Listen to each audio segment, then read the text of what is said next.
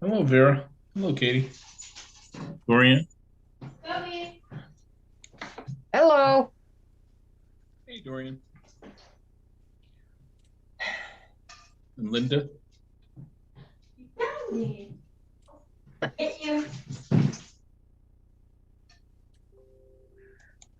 Hello, everyone. Jennifer.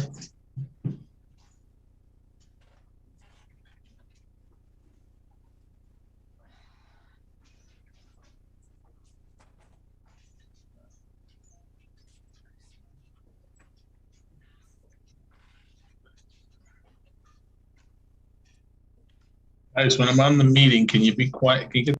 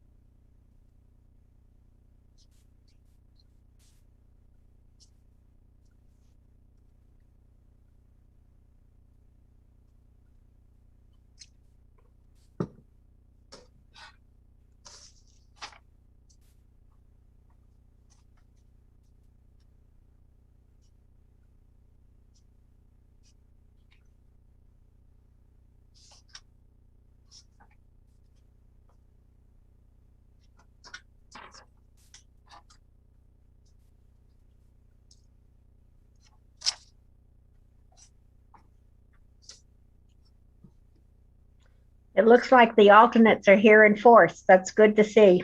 Yeah, great.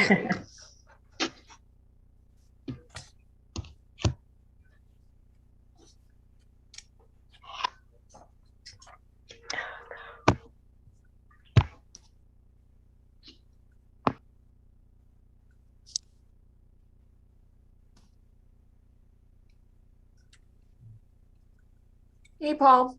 Sarah let Hello. us know that she was not going to be here this evening. Okay. So I think if I've got this correctly, it looks like the only other member that you're missing right now is Carlita.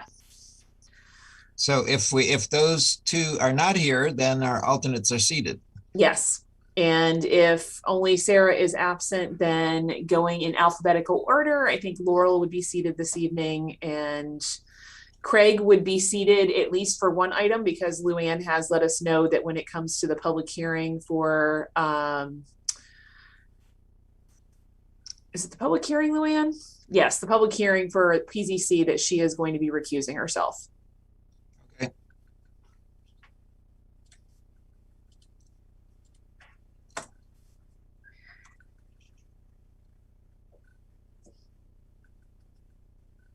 So you get to be a full member tonight, Laurel. And she got all the instructions this morning. Yeah. So she knows how to do it.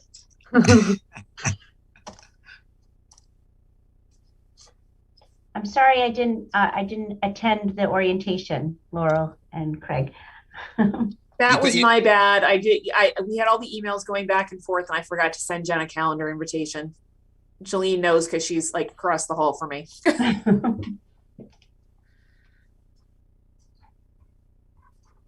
Okay, so I call to order the Inland Wetlands Agency meeting of December 6th, 2021 at 6:30 p.m. Members present are Aho, Chandy, Cooley, Frattoni, Plant, Ward, and alternates Manville and Verge. What? No, Manville and sorry, I got my list is all crossed out. I got to make a new list. DeVivo and Wooch. Wooch, yes, thank you. And DeVivo. Both you of them take some action on John this evening. Both of them are seated tonight. We have to take action on who? On John. So that was an email that I sent. John was nominated to become a full member. So that's right. we have a motion to add that to your agenda this evening.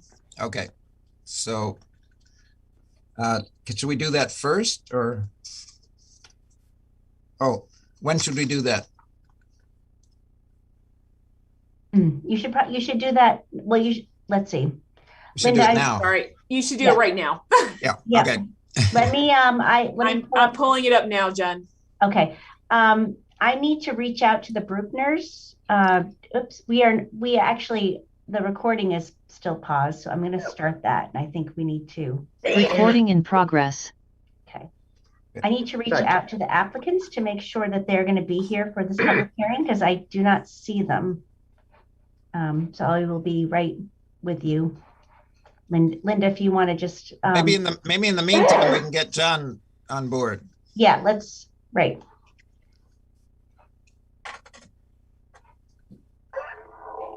Okay, so we need someone to move to add this item to the agenda, and then we can act on it. I can move. This is Okay. Cooley. I move to add the following item to the agenda. Item 1A, call to order and roll call, nomination of John DeVivo to replace Kenneth Ron as regular member. Okay, moved by Cooley, I'll second it. second by Tony. All in favor? Okay, unanimous. So that's on the agenda right now. And do we need another motion? There we go. One more motion. Chandy, I move to accept the nomination of John DeVivo to the position of regular member effective immediately. moved by Chandy, I'll second it. second by Ward. All in favor? Okay, welcome, John. You are official. Finally, John. Finally, Hey, John. after 2 years, yes. Hooray. See, now this is a lesson to the alternates. You know, if you hang in there, you become a regular member.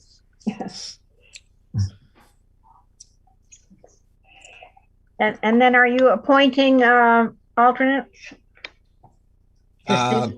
Both are seated tonight. Sorry, Paul, I believe you only have one absent member right now. Oh, no, you have two.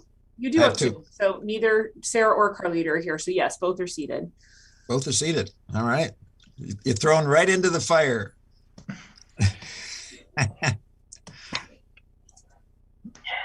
Okay, do we know if we're going to have a public hearing or not? The applicant is trying to log on as we speak. Okay. You do have some other business. Okay, this that's right. evening Before you get to the public hearing. Right. We need to elect some officers. The biennial organization meeting, which we already did at the PZC, but we haven't done at the IWA yet. And theoretically, you could have 3 different people. Yes. Traditionally, we have not, but it is possible. So are there any nominations for chair of IWA? Yes. I'd like to nominate Paul Aho as chairperson of the Inland Wetlands Agency. Okay, moved by Ward, Second. Chandy. Second that. second by Chandy. All in favor? I can't see everyone, but can I assume that was unanimous? Yes. Okay. Okay. We don't have Carlita here, but I'd like to nominate Carlita Cotton as vice chairman of the Inland Wetlands Agency. Second that. Second by DeVivo. Any discussion? All in favor?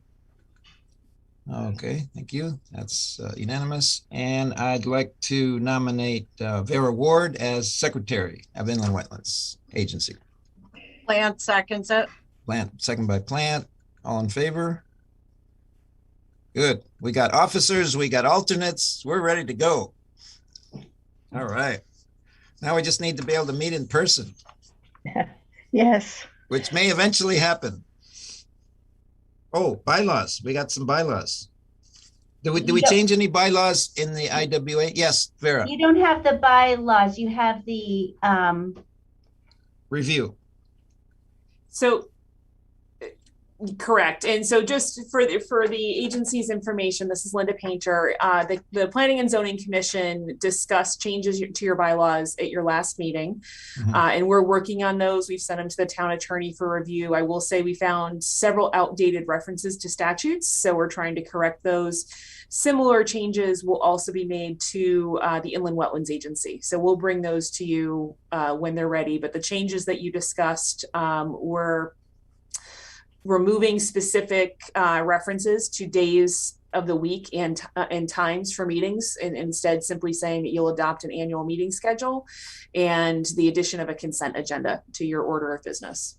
Yes, Vera. I have a question that I should have raised when we were doing it for PZC.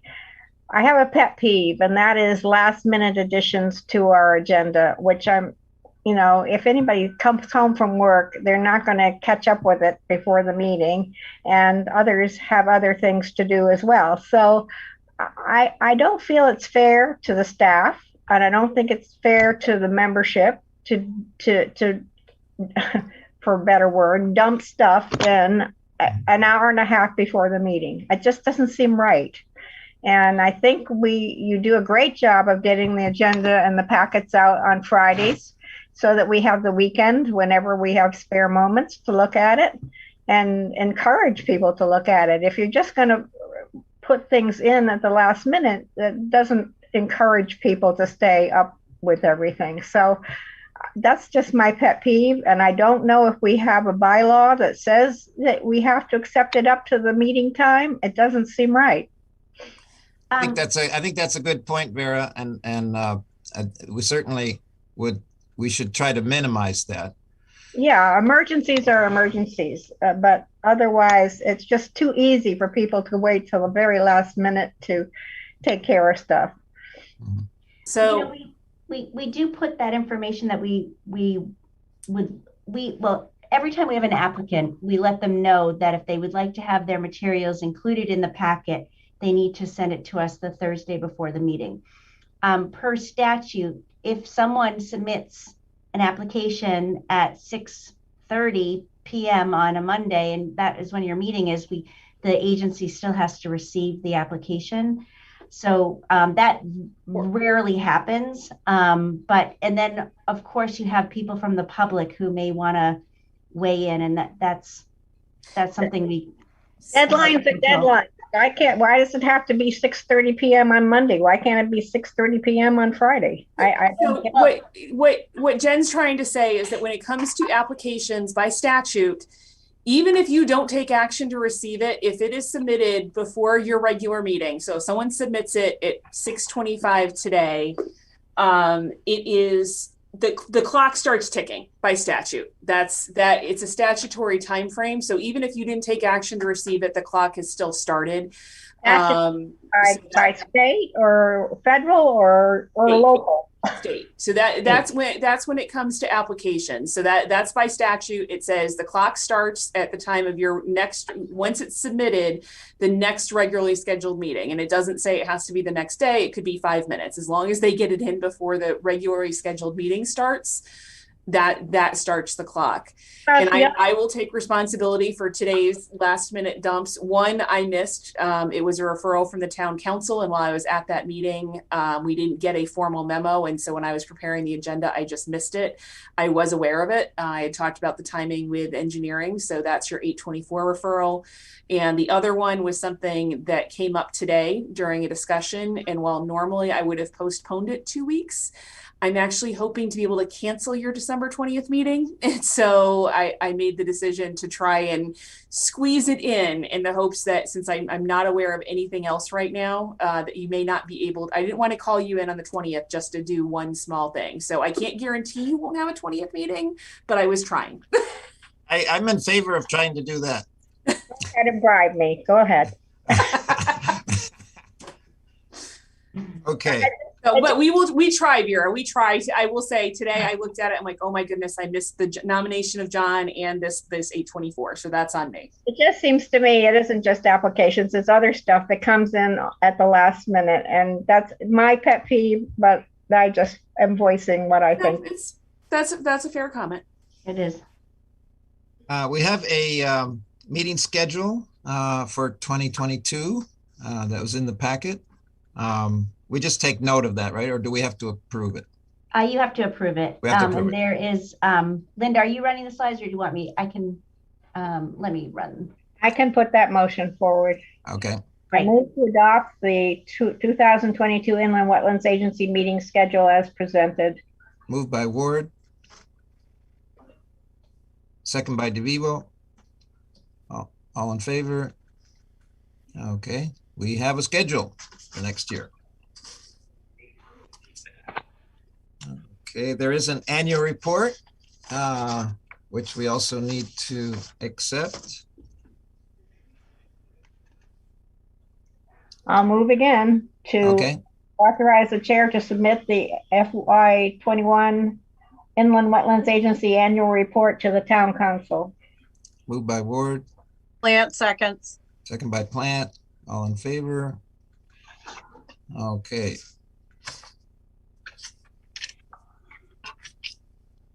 Oh, we still have minutes. Now we finally get the minutes. So we got the minutes of November 15th. And I'm being a pest tonight. I'm sorry. That's okay. That's okay. Perfectly fine. But in the minutes for where am I?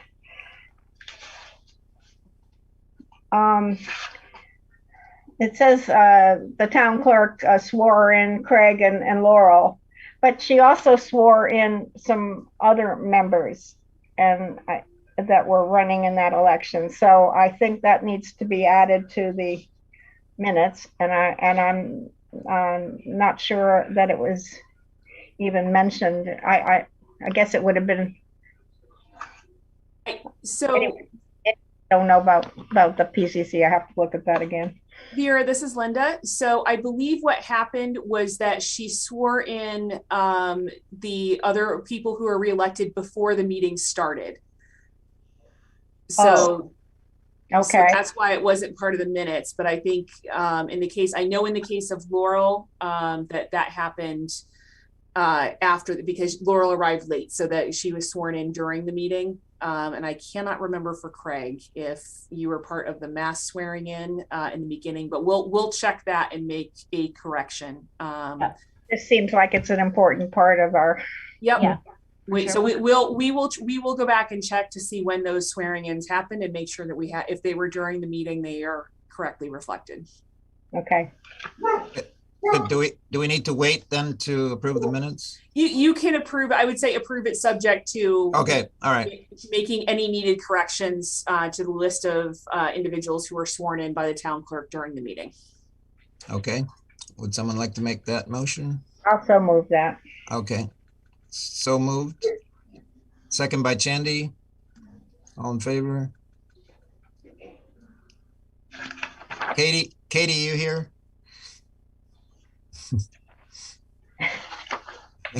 Katie abstains. Okay. Okay, there's a communication from the Conservation Commission in your packet. There's a monthly report, and we're down to the public hearing, which we will have, right, Jennifer? Yes, we will. Mr. Okay. Berger is here. Okay.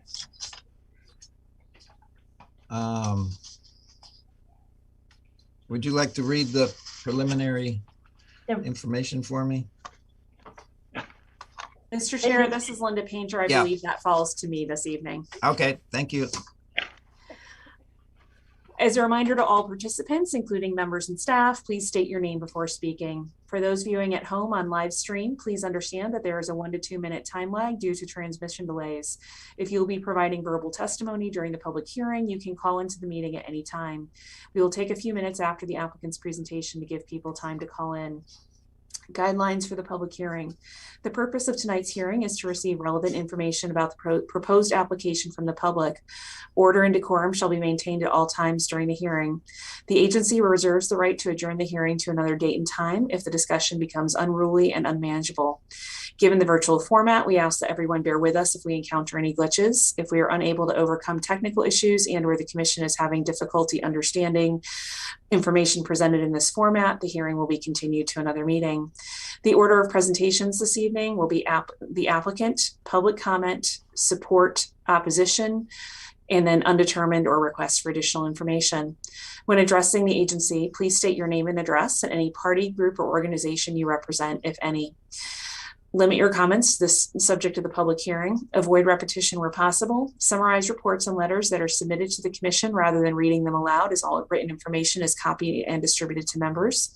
Direct all questions and comments to the chair. Do not attempt to engage in dialogue with members of the agency, staff, or any other parties to the hearing.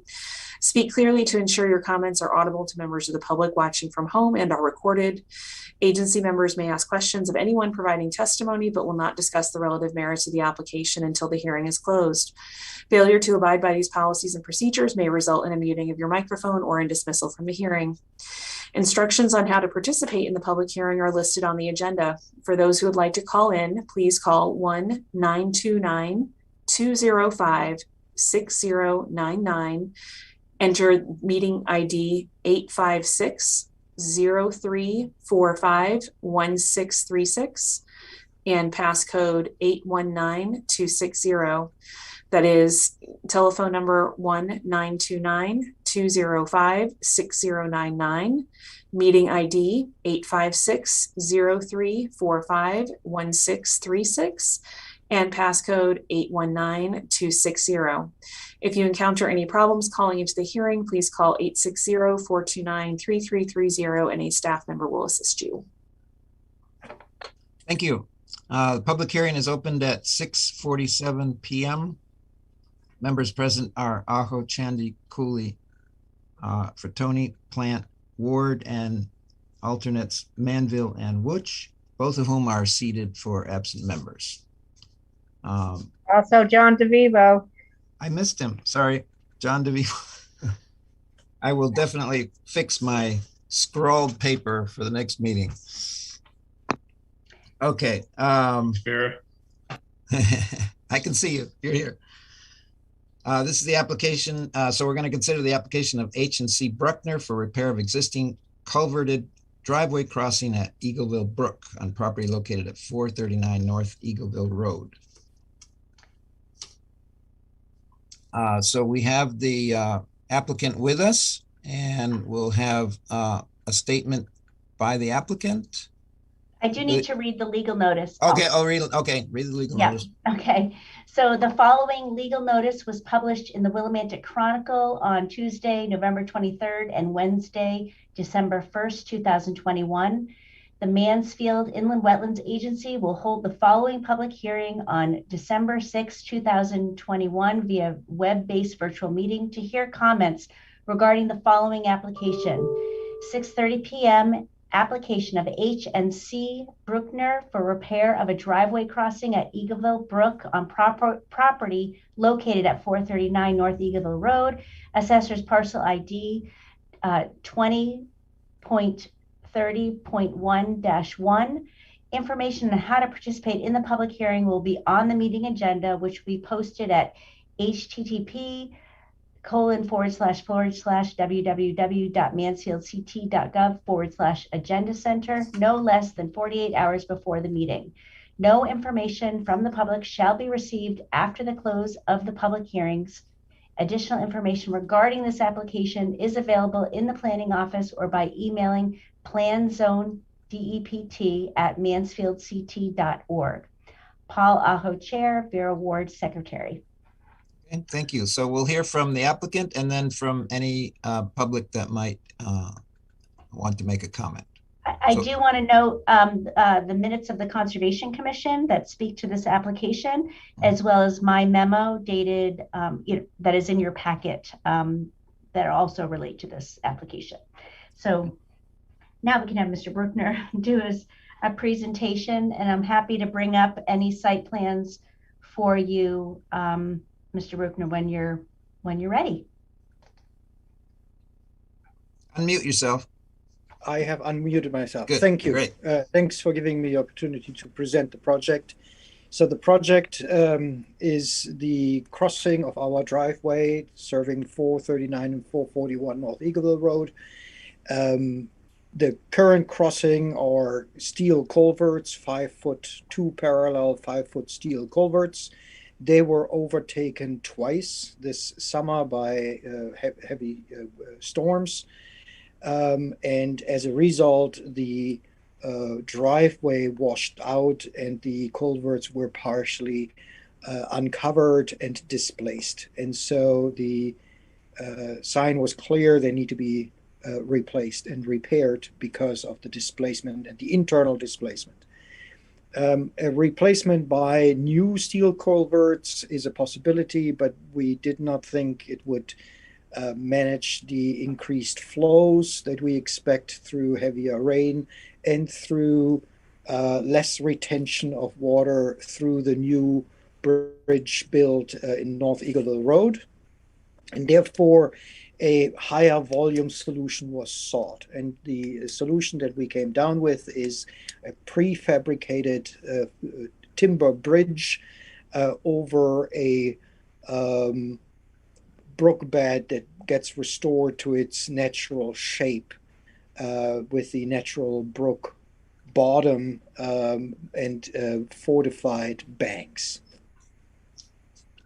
So that in very brief terms is the plan. What else shall I detail? Well, that would be enough. You could, there might be questions about it. I think that we've all looked at the plan ourselves. I also sent a document with the pictures Yes. of the site. Site plan. Yeah, Let that's. me get that real quick for you. I'm pulling that up. Yeah, so that's the existing driveway looking out onto North Eagleville Road. Yeah. So there, we've got the driveway, which is what we saw. That is where the driveway was repaired because the site was overtopped. I'll kind of let you describe these, Christian, if you don't mind. Yeah, so these are the views from the overpass upstream and downstream. So that's sort of showing the natural state of the brook, and it also shows how elevated the driveway is, allowing us this bridge solution. So this is the existing dimensions, seeing, looking at these two steel culverts, one's upstream, one other picture is downstream. But as you can also see, the 5 foot culverts, you could make them perhaps 5.5 feet, but not much more, because there needs to be a foot or so of cover before the driveway starts. So if you roll further down, so that's the existing structure, the brook bed 13 foot wide, and the total span is about 28. And so the next picture shows the dimensions of the bridge that is going to be wider, so to provide a clear span with the bridge heads being clearly outside of the brook.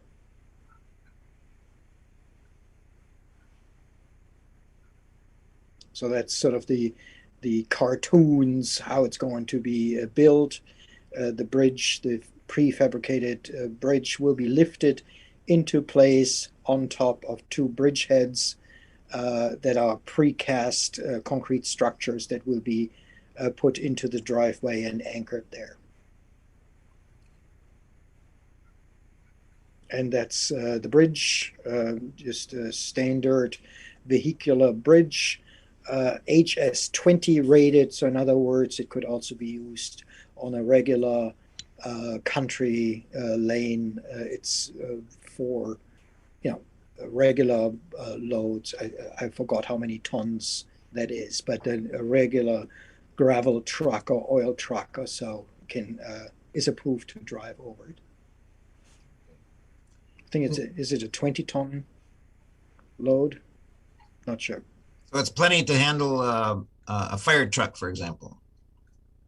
It is plenty to handle a fire truck. It's what a municipality would put in a country lane road or so, without any worrying that a truck would, that it wouldn't carry the load of a regular truck, fire truck, oil truck, gravel truck. You have a serious stream there. At times, yes. Yes. So any questions? Yes, Vera. I think it's a great project. I just wondered if, or maybe I missed it, but did you get a reply from DEEP on your NDDB application? No, we have not, other than the confirmation that they have received the application. But Linda or somebody said it was taking several months before we can expect a response.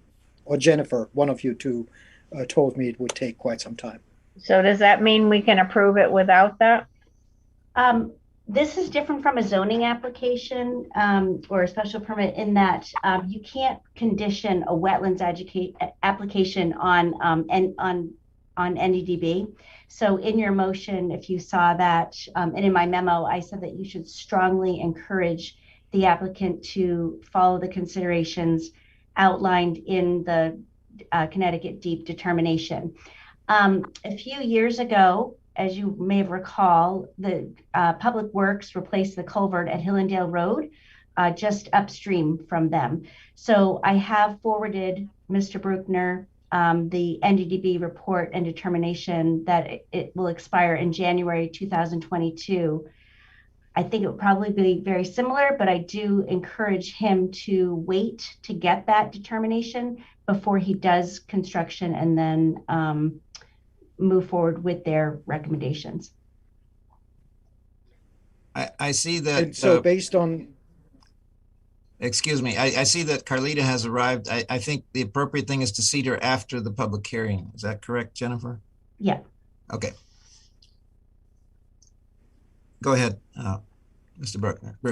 There are two things that the DEP report recommended in conjunction with the building of the Hillendale Bridge, and that is considerations for the wood turtle. And we have, that's the easiest for us to take into consideration because we are not going to leave with any construction vehicles the driveway because it's a steep embankment and we don't expect any caterpillars to run through, excavators run through the forest. So wood turtles is taken care of.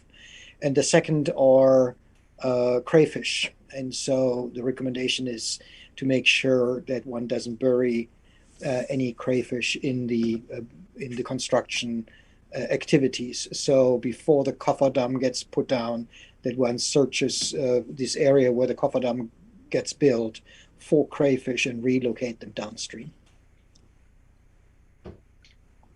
And I think that's also straightforward to accomplish. Okay. Any other questions? Yes, Gwen.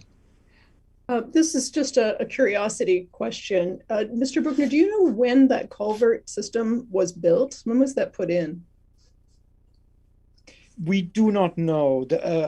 Our houses were built in 1984, and I don't know if it was built at about that time or significantly earlier because it looked fairly old. Mm-hmm. Okay, thank you. But Yes, since it's the only access to our houses, it couldn't have been built after 1984 when our houses were built. Vera? Is it safe to traverse over that bridge now? Yes, currently it is safe to travel over the bridge.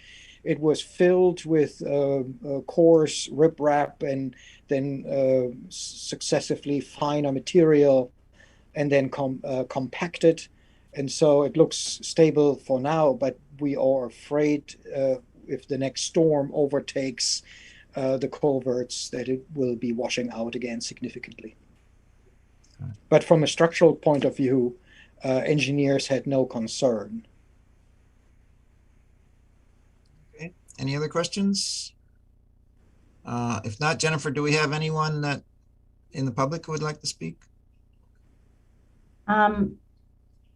We have a few members, but I don't believe they're part of the public. If anyone would like to speak or has called in, if you could please unmute yourself or turn your camera off so that we know that you'd like to speak to this application. And maybe Linda can let me know if anyone on her end has called in. Linda or Sandy.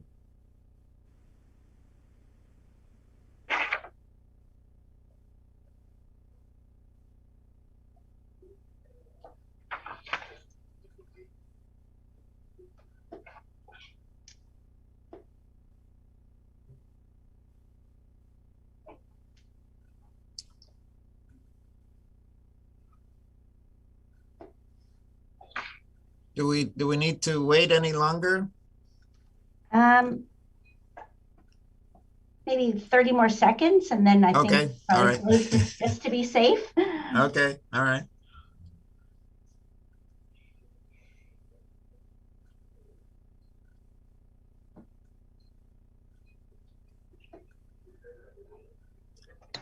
I'm getting a call from Sandy. So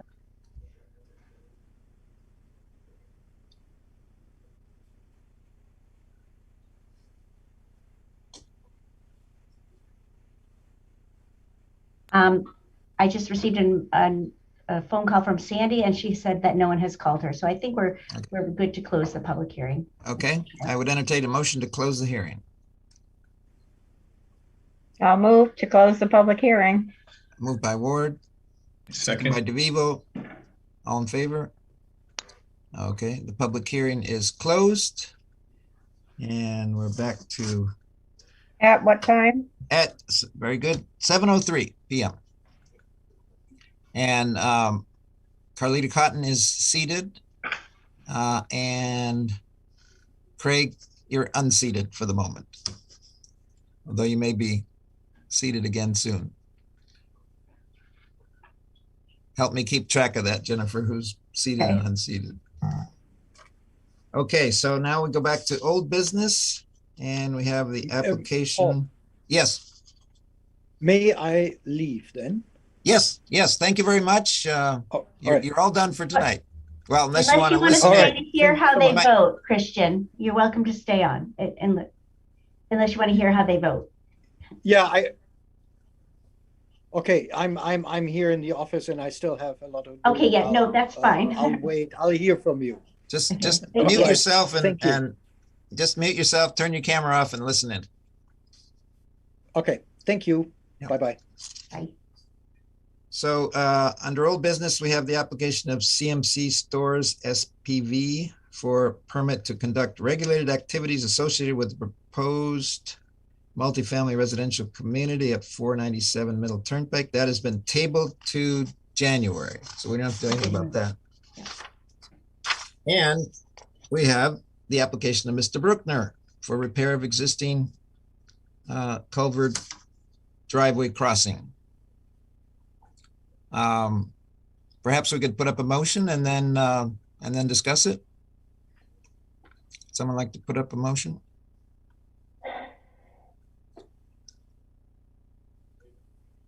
I can put it. Put up the motion. Okay. Thank you. Chandy?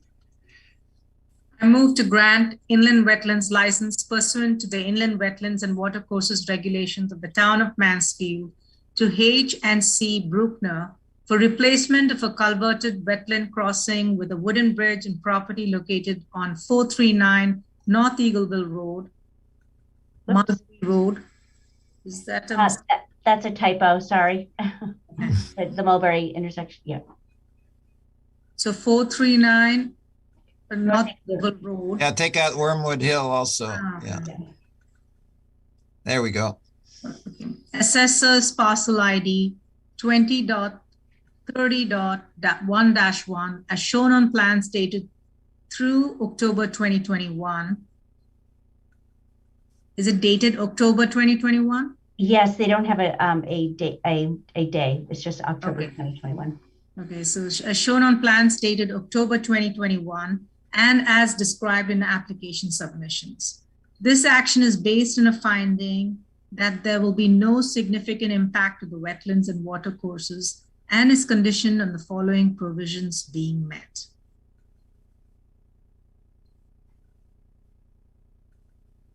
Prior to commencing construction, the applicant or their representative must schedule an inspection with the inland wetlands agent to confirm that the limits of disturbance have been clearly demarcated and erosion and sedimentation controls are installed. 2. Appropriate erosion and sedimentation controls, as shown on the plan, shall be in place prior to construction, maintained during construction, and removed when disturbed areas are completely stabilized. 3. No fertilizer shall be used in the disturbed areas. 4. A planting plan shall be prepared by a certified wetlands scientist and approved by the wetlands agent prior to installation. 5. The disturbed area shall be monitored for a period of no less than 18 months, and areas and bare soil shall be revegetated as needed. 6. All excess materials shall be removed from the site or distributed at least 75 feet from the edge of wetlands. Is that right? Yes. 7. It is strongly recommended that the applicant shall follow the guidance in the Connecticut Deep NDDB determination. This approval is valid through December 6, 2026. The applicant shall notify the wetlands agent before any work begins, and all work shall be completed within 1 year. Any extension of the activity period shall come before this agency for further review and comment. Moved by Chandy.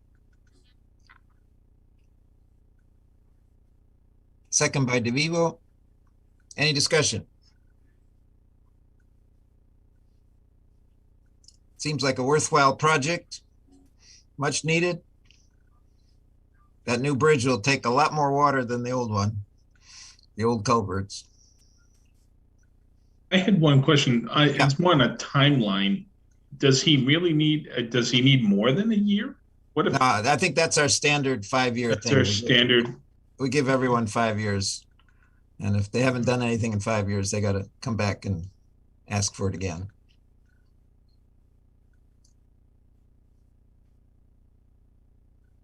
Any other questions, comments, discussion? If not, we'll move to a vote. All in favor? Okay, I believe that's unanimous. All right. Congratulations. You can build your bridge. I look forward to seeing that after it's finished. I'm going to come take a look at it when it's done. You're more than welcome to come in for an after visit. Yeah, good. We've had a lot of culverts this year. Okay, I think that is it. Jennifer, right, for inland wetlands? That is correct. We are done for the year. For the year. We'll see you next year. All right. The time? The time. Very good. Thank you. I always forget that. At 7:09, Inland Wetlands meeting of December 2021 is closed. Closed for the year. Okay, moving on to the Planning and Zoning Commission. Meeting is opened at 7:10 p.m. Members present are Aho, Chandy, Cooley, Frattoni, Plant, Ward, DeVivo, and alternates Manville and Wooch, and Cotton. did I miss Cotton? Yes. Oh, Cotton. Right, because she just arrived. Okay, Cotton's here as well. So for absent member Accorsi, we are seating Laurel Yes. tonight? Okay. So sorry, Craig, you're in the alphabetical ghetto for tonight, but we'll get you next time. All right. So we have minutes to approve from November Before 15th. Yes. Before we sorry. do that. Yep, we have some things to do before then. Okay. Can you see a PowerPoint presentation here? Yes, we can. Okay. Oh, yes. Oh, we have to nominate John, right? Do we have to do these one at a time? No, it can be one motion to add everything to the agenda and then. Okay. Oh, right. We have to deal with them Yes. one at a time. Okay, got it. So let's move to get these on the agenda. I'll move to add the following items to the agenda. Item 1A, call to order and roll call. Nomination of John DeVivo to replace Kenneth Ron as regular member. Item 5B, section 8-24 referral - release of sanitary sewer easements on private property. Item 5C, clarification of previous interpretation - setback exception for driveways. Article 8, section B.1.c. Moved by Ward, Plant, seconds. second by Plant. All in favor? Passes unanimously. Okay, we'll start with item 1A. Nomination of John DeVivo. It'll be my pleasure to move to accept the nomination of John DeVivo to the position of regular member effective immediately. Thank you, Vera. Tony, I'll second it. Second by Katie, I believe. And all in favor? Passed unanimously. Welcome, John. Now you're fully involved. Okay. Extra item number 2. No, you're on to minutes. Oh, we're on to minutes. Okay. Yep. Now we have the approval of minutes from November 15th. Would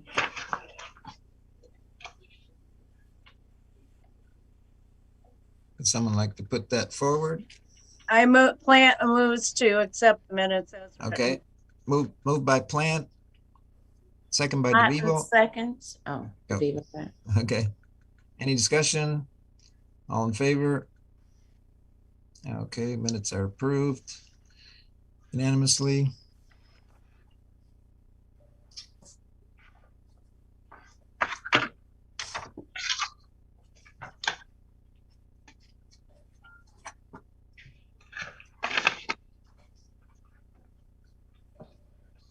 We do the public hearing now?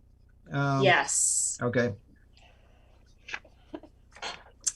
So before we get started, Mr. Chair, would you like me to read the instructions for the public hearings this evening? Yes, please. Thank you. All right.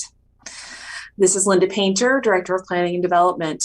As a reminder to all participants, including members and staff, please state your name before speaking. For those viewing at home on live stream, please understand that there is a 1 to 2 minute time lag due to transmission delays. If you'll be providing verbal testimony during the public hearing, you can call into the meeting at any time. We will take a few minutes after the applicant's presentation to give people time to call in. Guidelines for the public hearing. The purpose of tonight's hearings, and I apologize, just realized that was the purpose of tonight's hearing is to receive relevant information about the proposed application from the public. Order and decorum shall be maintained at all times during the hearing. The Commission reserves the right to adjourn the hearing to another date and time if the discussion becomes unruly and unmanageable. Given the virtual format, we ask that everyone bear with us if we encounter any glitches. If we are unable to overcome technical issues and/or the Commission is having difficulty understanding information presented in this format, the hearing will be continued to another meeting. The order of presentations this evening will be first the applicant, then public comment in the order of support, opposition, and then undetermined or request for additional information. When addressing the Commission, please state your name and address and any party, group, or organization you represent for the record before beginning your comments. Limit your comments to the subject of the public hearing. Avoid repetition where possible. Summarize reports and letters that are submitted to the Commission rather than reading them aloud, as all written information is copied and distributed to members. Direct all questions and comments to the chair. Do not attempt to engage in dialogue with members of the Commission, staff, or any other parties to the hearing. Speak clearly to ensure your comments are audible to members of the public watching from home and are recorded. Commission members may ask questions of anyone providing testimony, but will not discuss the relative merits of the application until the hearing is closed. Failure to abide by these policies and procedures may result in a muting of your microphone or in dismissal from the hearing. Instructions on how to participate in the public hearing are listed on the agenda and shown on your screen presently. For those who would like to call in, please call 1-929-205-6099. Enter meeting ID 856-0345-1636 and passcode 819260. That's telephone number 1-929-205-6099, meeting ID 856-0345-1636, and passcode 819260. If you encounter any problems calling into the hearing, please call 860-429-3330 and a staff member will assist you. Thank you. Mr. Chair, Yes. before we begin, I'd like to remind for the record that I am recused from this. You may wish to seat one of the alternates. Okay. So Cooley is recused and Craig is seated. Okay, so let's see if I can get this straight. This public hearing is opened at 7:16 p.m. Members participating are Aho, Chandy, Cotton, Frattoni, Plant, Ward, DeVivo, and alternates Manville and Wooch, both of whom are seated. I think I got that right. All right. And Mr. Chair, the hearing is on the application to amend Article 10, Section A.4.A.1 of the, that should be Q.4.A.1 of the zoning regulations related to setbacks of wireless telecommunications sites from residences in ASC-SDD and PB2 zones, Town of Mansfield, owner applicant, and PZC file 1376. Okay, and we have the applicant present. We do. I am going to read a public legal notice first That's right. for the Okay. record. Go ahead. Yep. So the following advertisement was published in the Chronicle on November 23rd and November 30th, 2021.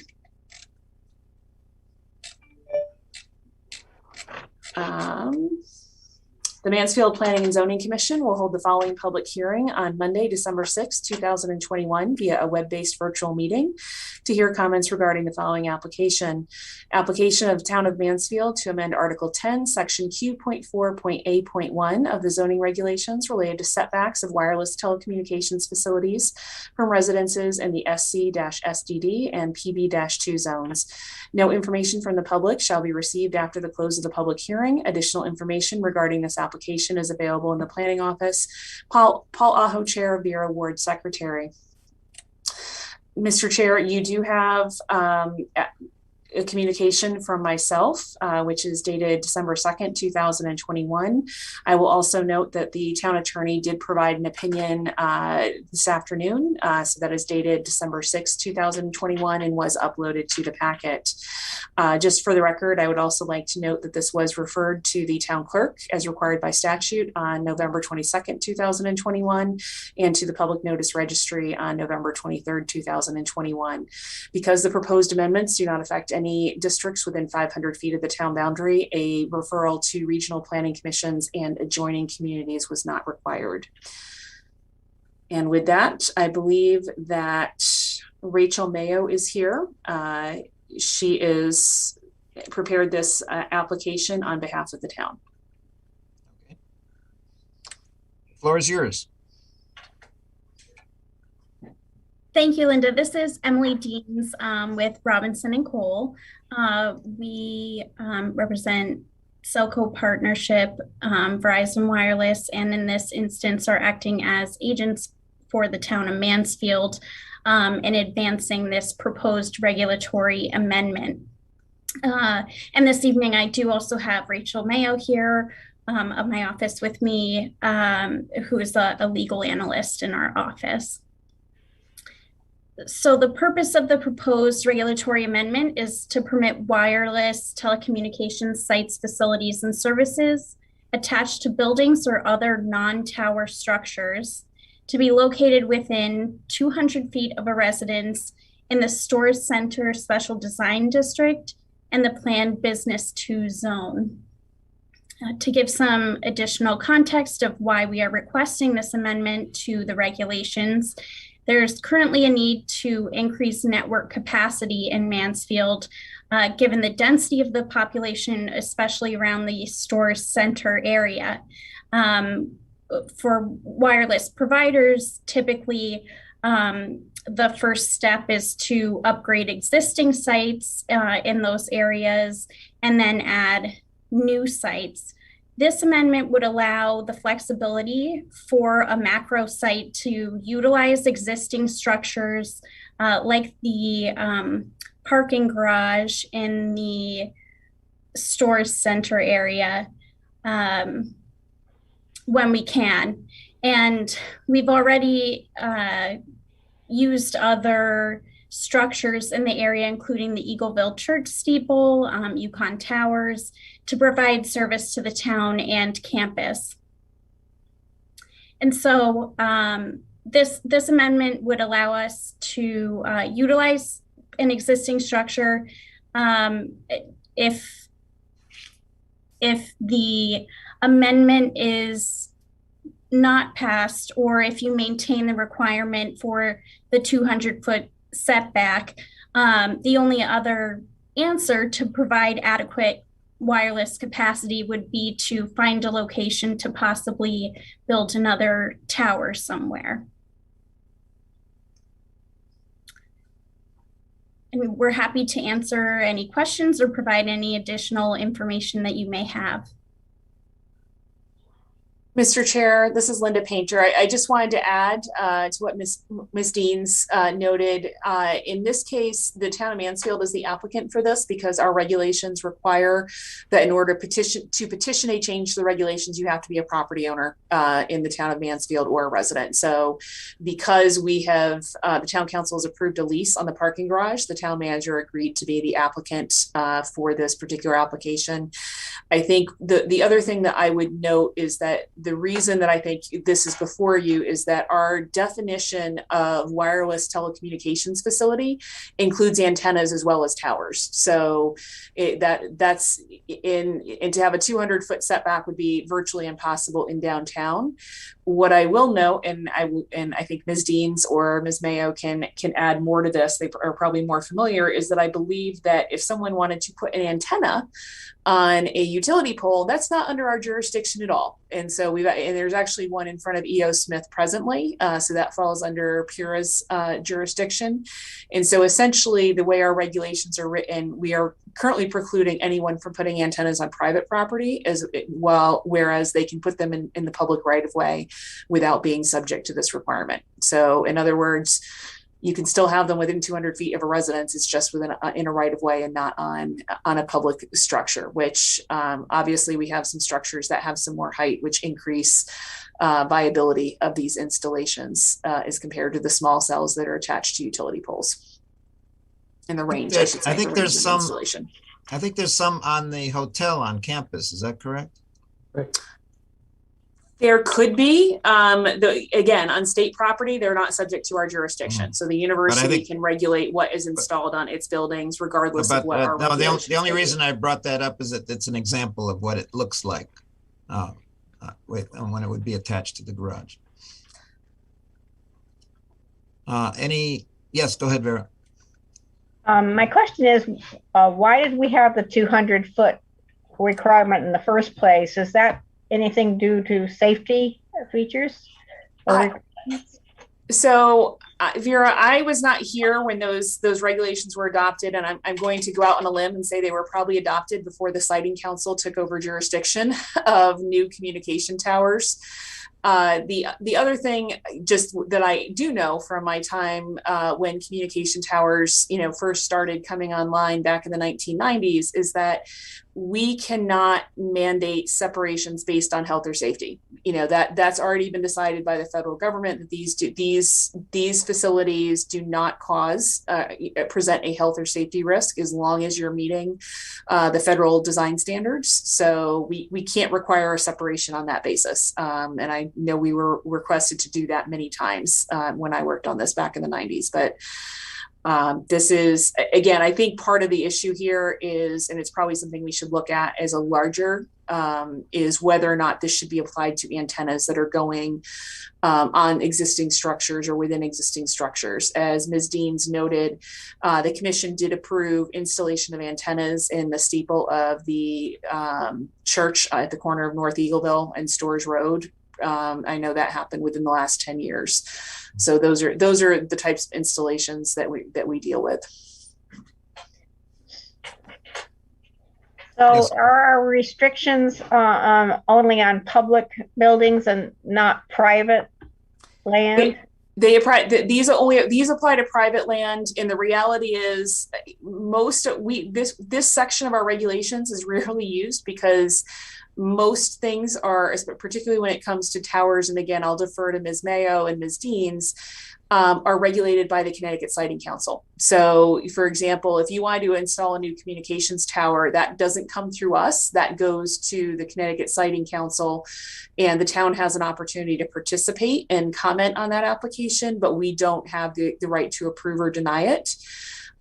Similarly, if you're modifying a tower, so for example, you do have a communication on your agenda later this evening where an existing communication tower on Daleville Road that I think the tower itself is located in the town of Wellington, an applicant is requesting to increase the height of that tower. That is a Connecticut Siting Council jurisdictional issue. But in this case, when it comes to antennas that are being located on buildings or within buildings, that falls back to the local jurisdiction. And it is interesting to note that our own Luann Cooley is on that Connecticut Siting Council. Which is why she recused herself. That's Sorry. interesting. I would just add what you mentioned earlier, Linda, which is that for small cell installations, which are like a smaller canister antenna, it's about the size of a trash can, they're installed either on the side or top of utility poles in the public right-of-way. Those fall under the jurisdiction of the Public Utilities Regulatory Authority. So that would be sort of the other side of what types of installations you might see as well. So Emily, I think, so basically out of the three main types of installations, towers, utility poles, and antennas on buildings, the only thing that we as a town can regulate are the antennas on buildings, correct? I believe that. To a certain degree. Okay. Some antenna installations, I'll just throw this in there. Some antenna installations, depending on how they're designed, could conceivably also go to the Siting Council, okay, even though they're on, say one of your buildings in downtown. Okay. Now, the other thing to note is that when we put these on the garage, we'll actually get some monetary compensation. Well, that's not part of your decision making tonight, Mr. Chair. Right. It's interesting to note. You can note it. I will also say that, if you make this change, essentially any property owner within these districts could then request to put antennas as long as they met the requirements for local jurisdiction on their buildings. I don't pretend to know all the differences. That's why I think we have Robinson and Cole representing Selco Partnership that does the research to figure out who has jurisdiction over an installation. Do we, any other questions for the applicant? Do we have anyone calling in? So, Mr. Chair, just running through the list of participants here, I believe the other participants on the call are here for the 824 referral. Unless they would like to have anything they would like to say regarding, they're also welcome to speak on a public hearing if they would like. But if there's anyone that is online, I would encourage you to speak up now.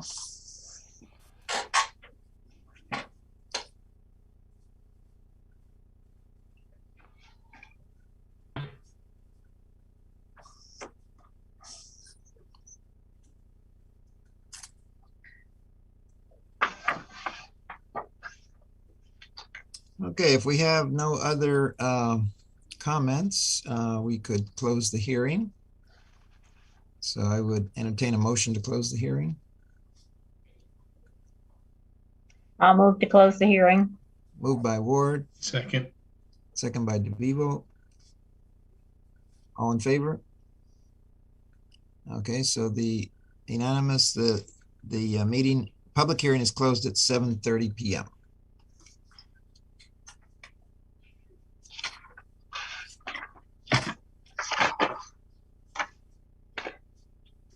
So that's our first item of business for old business. Correct. Application to amend Article 10, Section A4, A1 of the zoning regulation related to setbacks of wireless communication. Why don't we put up a motion and then discuss it? And we got a motion written. Okay, would anyone like to put that forward? I can put forth the motion. Okay, thank you. Cotton, I move to approve the application of the Town of Mansfield, PZC file 1376, to amend Article 10, Section Q.4.A.1 of the Mansfield zoning regulations to exempt wireless telecommunications facilities in the PB2 and SCSDD zoning districts from the requirement that such facilities be located at least 200 feet from a residence as presented in the application submitted on November 9th, 2021, and as heard at a public hearing on December 6th, 2021. In approving these changes, the Planning and Zoning Commission considered all public hearing testimony and communications and hereby makes the following findings in approval of these amendments, subject to any revisions incorporated in the approval motion. And actually, Carlita, I will say you can actually delete the subject to revisions. There are no revisions. In approval of these amendments. Yep. In approving these changes, the Planning and Zoning Commission considered all public hearing testimony and communications and hereby makes the following findings in approval of these amendments, subject to any revisions incorporated in the approval motion. The amendment promotes the statutory goals identified in Section 8-2 of the Connecticut General Statutes and other zoning purposes cited in Article 1 of Mansfield's zoning regulations. The amendment is consistent with the Plan of Conservation and Development, particularly Goal 5.3 related to public safety services. The amendment is appropriately worded, legally sound, and suitably coordinated with other provisions in the Mansfield zoning regulations. The amendment will promote the public's health, safety, property values, and general welfare.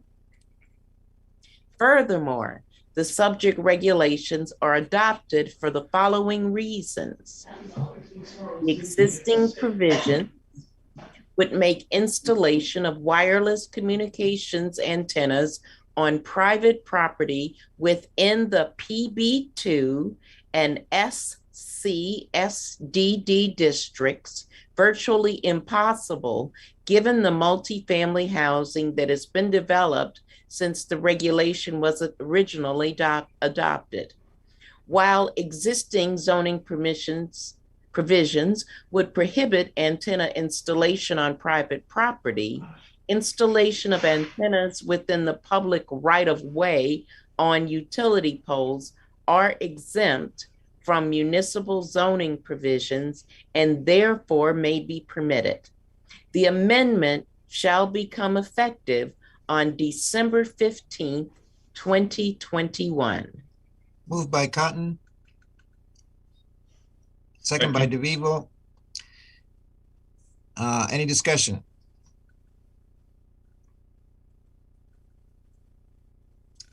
Okay. All those in favor? Okay, I believe that's unanimous. Yes, passed unanimously. Okay. B. Oh, we have the annual report.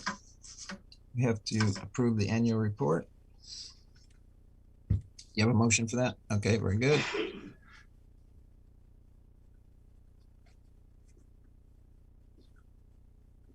Plant moves to authorize the chair to submit the FY21 Planning and Zoning Commission annual report to the town council. Moved by Plant, Second. second by DeVivo. All in favor? Okay. I believe everyone, that's unanimous. Okay. That is the annual report. Committee assignments. Mr. Chair. Yes. I Oh, am- you're back. Okay. Yes, I'm returning to the meeting. I forgot about you. That happens. Is Luann then being seated for now Luann- before we go to committee assignments? Yes, Luann is, Okay, is so being Craig- seated and Craig is being unseated. Okay. It's easier when people are sitting in a room. You can't miss them when they come and go. So on committee assignments, I think the question is, are there any changes that you would like to make to the present committee assignments and just to go through those. Current representatives are to the Capital Region Council of Governments. We have Luann Cooley as the member and Carlita Cotton as the alternate. For Sustainability Committee, Katie Fertoni is the representative. Town University Relations is Paul Aho, and then Transportation Advisory Committee, Paul Aho and vacant are your current representatives. So if you would like to make any changes to those, now is the time. Now, I think as far as the Transportation Committee goes, we don't really need two members on that. The reason we had two members originally was because we had one person from the who was from the WRTC when I was the chair of WRTC, and then when I came onto the Planning and Zoning, I wanted to stay on the Transportation Committee, even though I was no longer chair of WRTC. So that's why we had two at that moment. So Paul, I think what we'll need to do is we'll need to check to make sure the actual charge of the committee to see if that needs to be changed by the council. But the what I was suggesting is that perhaps someone else would like to take that position, and I would drop out of the Transportation Committee. So this committee meets quarterly. So this is a 4 times a year commitment.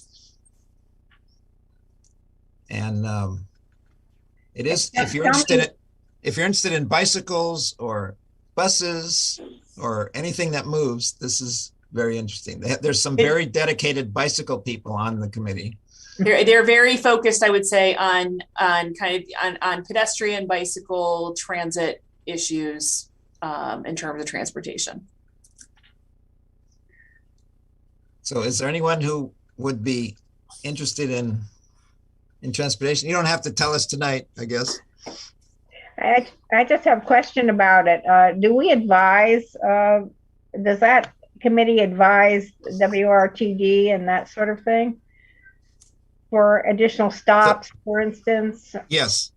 And there's always a WRTD representative that either appears or makes a report. And so, yeah, that's a very direct way to communicate with them. And also with the university on transportation issues that overlap. So yeah, it's a good. Ross Hall was on that for many years. Is the university part of WRTD now? So WRTD has taken over running the buses on campus, believe it or not. So I thought.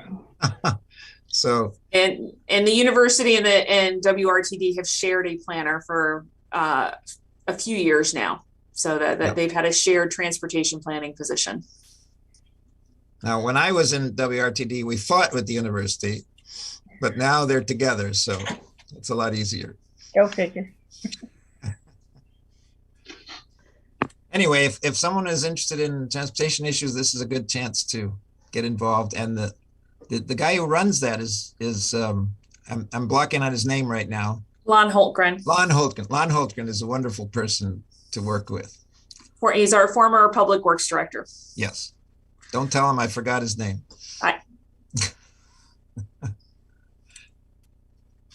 But he is just the most gentle soul you'll ever meet. Anyway, if someone would like to volunteer for that, let us know. And then is there anyone else who is looking to make a change from our current committee assignments? All right. So it looks like your sole opening then would be transportation advisory, and we'll keep the remainder. Oh wait. Don't we? If someone else would like to be on the regional transportation or regional planning commission, I would be happy to give that up. No. I will remain. If no one else does, I'd be happy to remain as well. But. Did we have a volunteer that wanted to join Reg Review? Craig has volunteered to join Regulatory Review. Okay, good. Excellent. So that regulatory review, while we don't list, technically all of you can be members. We right now have the active members are Paul, Vera, Luann, and now Craig. So we typically have 4 to 5 kind of standing members, and then on occasion, with a large issue, we may call a meeting of the whole and bring everyone in on an issue. All right. Okay, so now we're on to. We have to reschedule. Yep. The permit application. So let me share my screen. So this is the hearing that you had scheduled for December 20th. And the applicant has advised me that they will not be ready to proceed that evening. So we have prepared a motion to continue this to January so that you can take that action tonight. Okay. That would be an excellent idea, in my opinion. Would someone like to put that forward? Plant moves to reschedule the continuation of the public hearing on PZC file 1372-2 from December 20th, 2021 at 6:30 p.m. to January 18th, 2022 at 6:30 p.m. The hearing will be held in the Town Council Chambers, 4 South Eagleville Road, unless the town has not returned to its in-person meetings, in which case the hearing will be held virtually by Zoom. Instructions on how to participate will be included on the meeting agenda. Moved by Plant. Second by Ward. I saw Ward's hand. Okay, all in favor? That'll give us a vacation. Passed unanimously. That'll give us a vacation until next year, right? We think, perhaps. If we don't have anything else that comes in. Okay, all right. So under new business, we have the calendar to approve. Yes. It'll be similar to other calendar. Well, slight difference because we meet more often. So we actually put this on we put it on the same sheet right. for you guys. Right. It gets sent to the clerk as kind of a joint meeting schedule. So let me.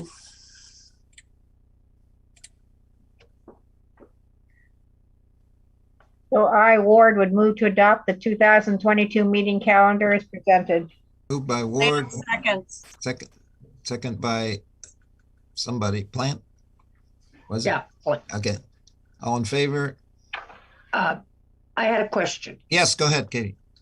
That we did decide that we're going to be meeting at 6 o'clock instead of 6:30, correct? Correct. That's correct, yeah. Okay, I just wanted to make sure people understood when they looked at that meeting calendar that it did say 6 o'clock. Yes, that'll get. And I'll vote for it. Thank you for bringing that up. Yeah, and Linda, remind us a few more times too before it happens. Okay, so that's adopted. All right.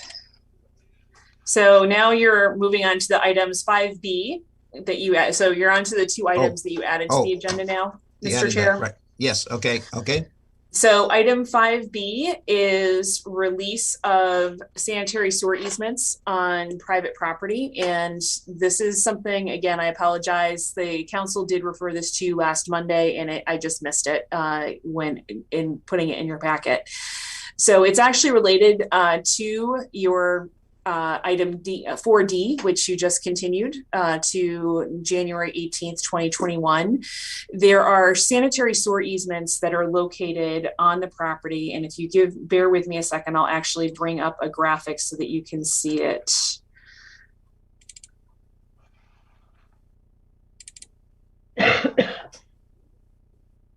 So I'm going to share my screen.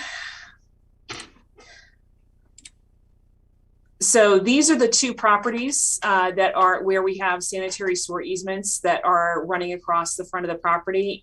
8.15.9-1, which is this small triangular piece here, and then 8.15.10, which is the site of the former Roselles. And so there are in your packet some graphics on that, and I can show you the easements themselves. The applicant in this case has asked to relocate some of the sewer facility infrastructure, and they are here to explain that if need be. The town council will be holding a public hearing on this, and I'm just going to show you one of these.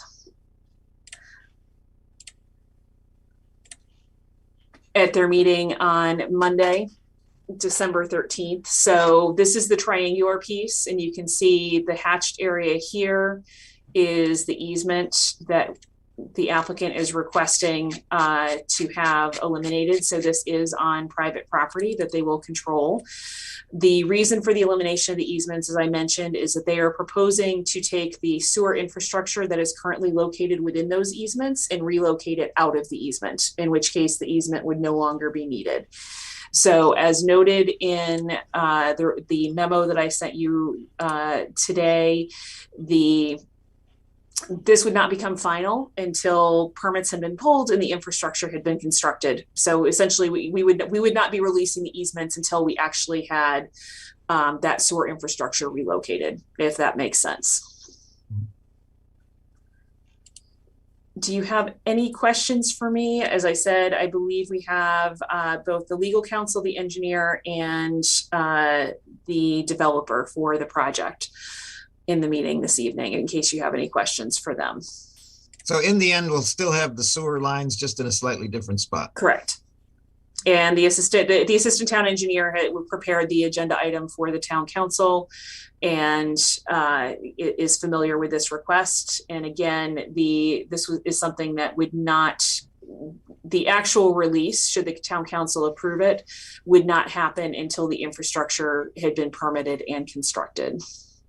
Okay. Any questions about this? If not, do you have a motion for us? I do.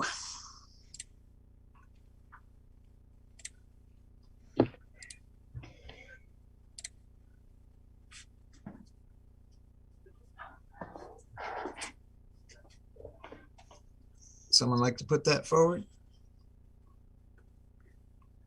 I can put it forward. Okay, thank you.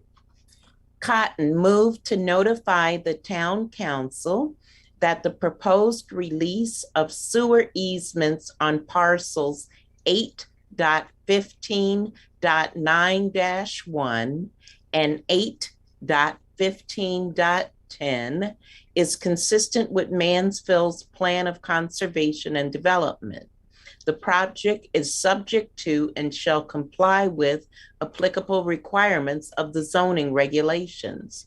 It is further noted that this recommendation is not a determination that the proposed project complies with applicable regulations or permitting requirements. Moved by Cotton, Plant seconds. second by Plant. Any discussion? Yes, Binu? No, oh, you were gonna second, okay. Any discussion?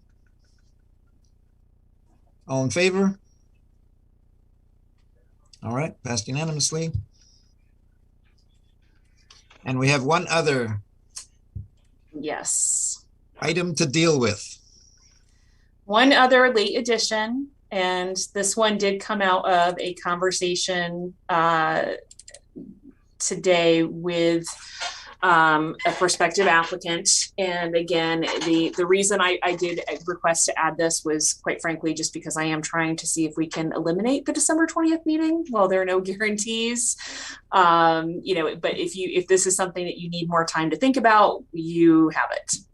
So you should not feel pressured to make a decision this evening. So just for a refresher for members, as well as an introduction for our newer members, in September of 2020, the Planning and Zoning Commission did an interpretation of the regulations related to exceptions to the minimum setback provisions for driveways. And the reason for that decision was because our schedule of dimensional requirements specifies that the setback requirements, so front yard setbacks, side yards, rear yards, etc., apply to, unless specific exceptions are noted, that those setbacks apply to all lots, buildings, structures, and site improvements, including parking. And I'm not going to give you the full list, but including parking.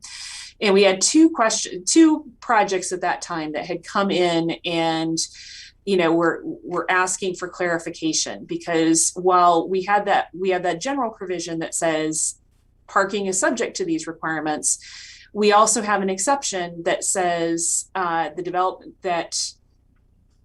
driveways are not required to comply with minimum setback provisions. And so the main question before the commission was, when does a driveway cease being just a driveway, and is it part of a parking area that is subject to the requirements? So the two projects, and I'm going to throw this up on the screen so that you can see what we were dealing with at that time, just visually, to help you understand this a little bit better. So one of the instances that was in the memo in September in 2020 basically described what happens when you have what we would refer to as a single loaded parking aisle. So you have a driving aisle, and then you have parking coming off of it on one side. And in this case, this is the property line. And so as staff was looking at this, we looked and said, well, the applicant was saying, well, this is a driveway, therefore it's exempt. Staff, again, requested interpretation from the commission as to whether or not this was an exempt driveway, or because it was essentially an integral part of the parking lot, was it, no, this really does need to meet the setback requirement. And so the decision was, yes, that this is, if you are providing access to these parking spaces, then you're not exempt. You're not a driveway that's exempt. A driveway that would be exempt would be something that's leading to another portion of the site and isn't accessing any parking spaces directly off of it.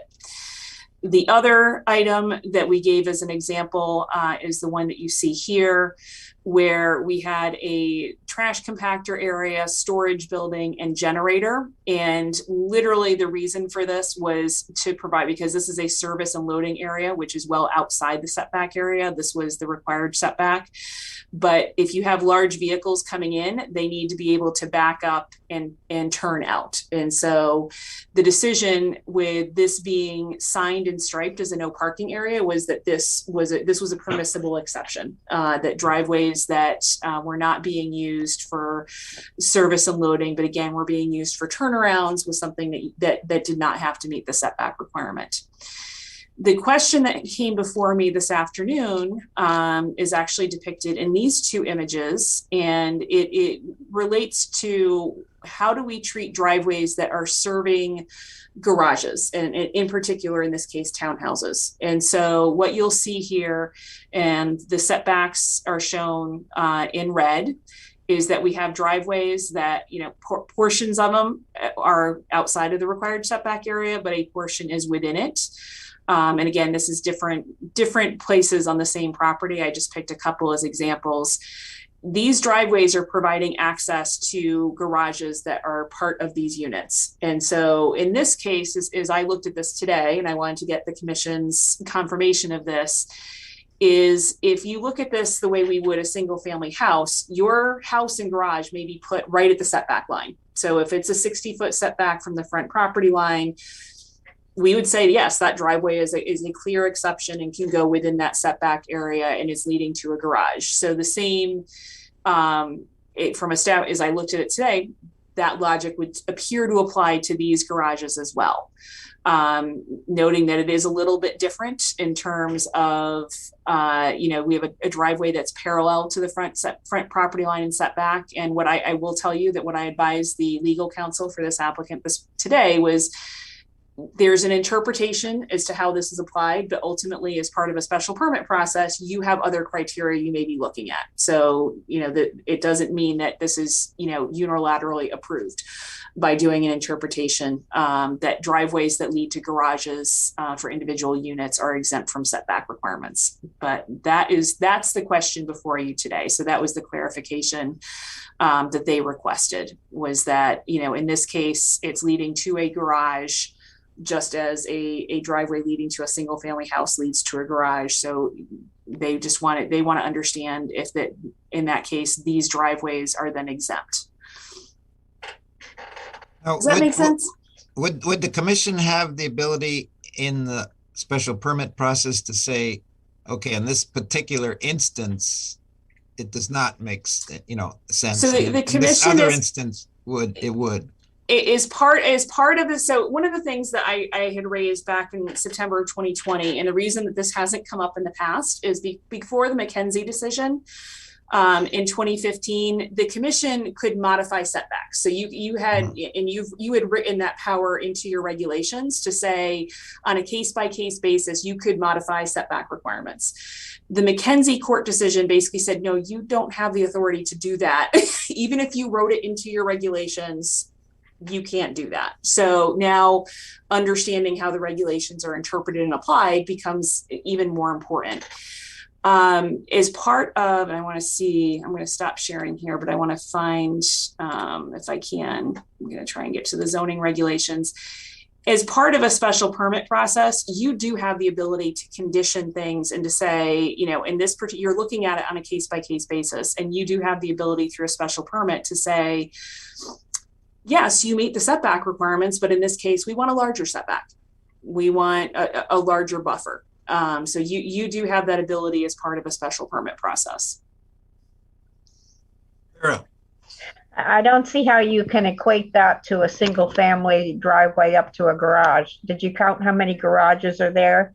How many cars coming and going? I'm not in favor of letting that go.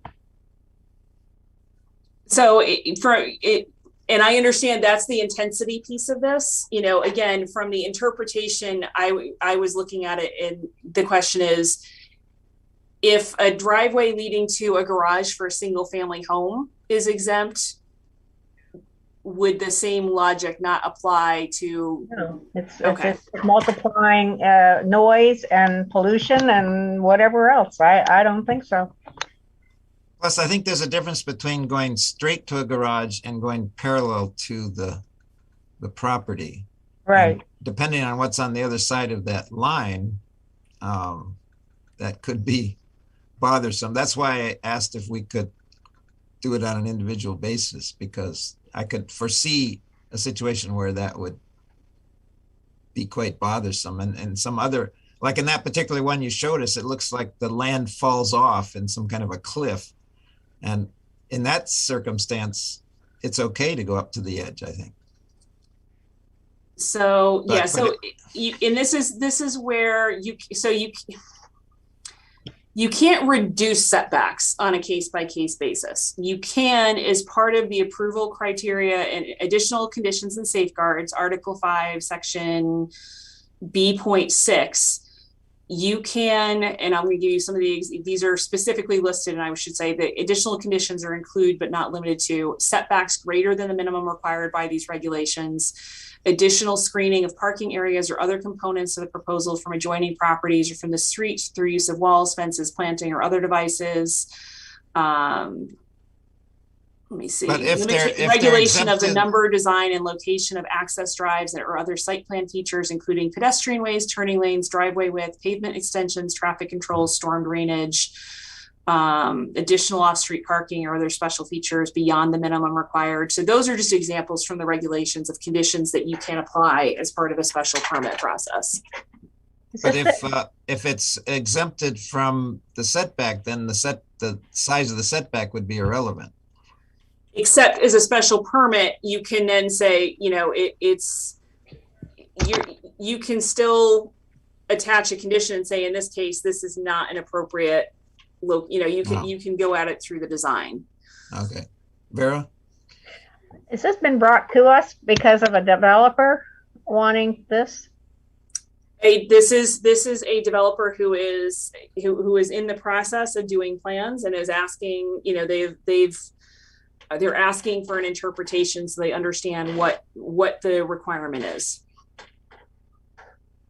And is this a side setback or a front setback? And it would apply to any setback. So again, this is being brought by a specific applicant, and the images that I showed you are from a specific applicant. Any interpretation applies across the board. And in this case, they had been, quite frankly, going by the exception that's written into the regulations that driveways are exempt from setback requirements. And when we did a pre-application meeting, staff raised this concern and sent them the interpretation, and they asked for additional clarification.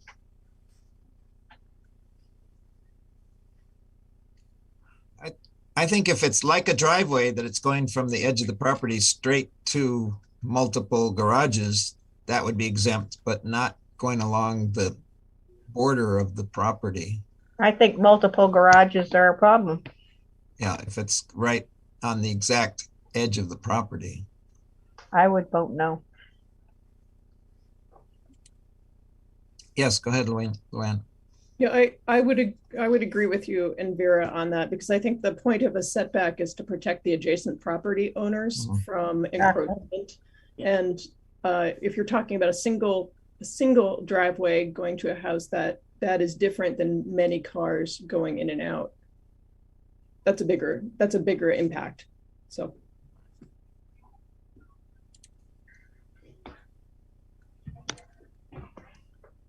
Yes, Dorian. I would agree more towards what Vera's saying. If it's my property and I'm abutting this multi-garage thing, I would not want all those vehicles going along my property line. So I sense the commission is not in favor of this, Linda. Okay, so what I'm going to have to do is write up something for you to formally adopt at another meeting. And we'll get that to you. It may be the 20th, it may be the 18th, but I will let the applicant know that the consensus of the commission without a formal action was that the scenario as described would be subject to setback requirements. Okay. Anything else on our list of things to do today?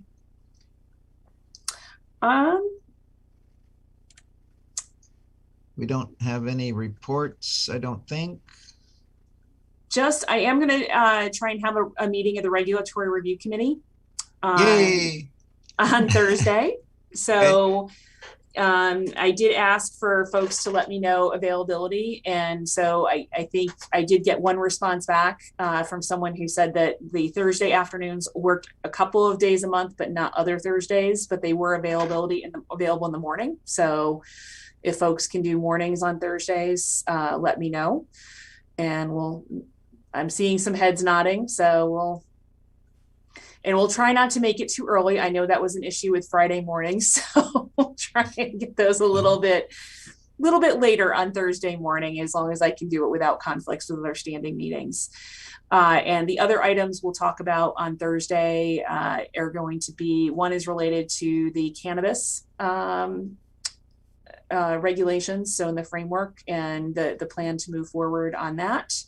And then I also want to have a discussion about adaptive reuse. So we'll talk about it. So that will be Thursday's meeting. You will get an agenda tomorrow. I can't promise you that it'll have all the attachments to it, but we will be posting at least the agenda. And the attachments may be coming a little later. I apologize. We'll do the best we can, but I am in interviews all tomorrow afternoon. So, okay. Very good. I won't complain. And the other item I just wanted to let you know, you did have a couple of communications. One was zoning regulations related to cannabis establishments. And the other is, I listed it as a referral. This is something that is going before the Siting Council, and they notified us as they are required to do. It is a proposed modification to a communications tower in Wellington off of Daleville Road.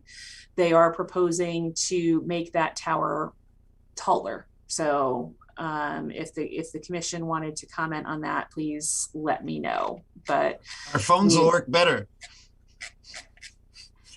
So if we don't have a meeting in on the 20th, we've got a month off. Yes. All right. So we will see whether we need a meeting on the 20th, and we'll let you know. If we don't need a meeting, have a happy holidays, everyone. And the annual Christmas party will recommence next year. All right. Bye, everyone. Bye-bye. If we don't see you, happy holidays, happy New Year. You too. See you. Bye-bye.